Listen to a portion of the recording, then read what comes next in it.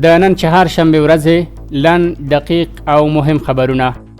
د ریاست الوزرا اقتصادي مرستیال محترم مولا عبدالغني برادر اخوند د ملګرو ملتونو د سرمنشي له مرستیال مارټین ګریفیت سره په ارګ کې ولیدل. د دغه لیدنې پر مهال محترم مولا عبدالغني برادر اخوند وویل واک ته د امارت اسلامي افغانستان په رسیدو سره د نشئی توکو د کښت او اداري فساد پر له منځه وړلو سربیره په ډیرو پرمختیایي برخو کې پرمختګونه شوي دي.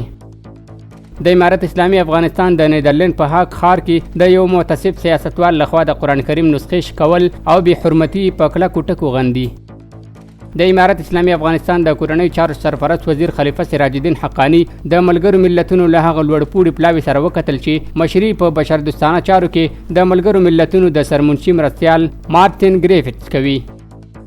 په پکتیکا، زابل، پکتیا او خوست ولایتونو کې زرګونه ولسي ځوانانو او سپینګیرو پراخ لاریونونه وکړل او د قرآن کریم توهین او سپکاوی په کلکو ټکو وغانده.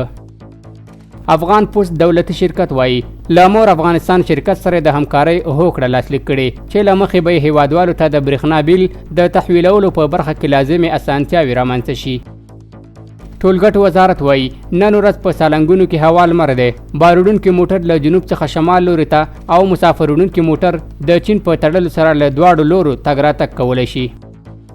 د احصایې او معلوماتو ملي اداره وایي د الکترونیکي تذکرو د ویش لړۍ له پیله تر اوسه 9 میلیون او 160,000 کسانو ته الکترونیکي تذکرې ویشل شوي دي.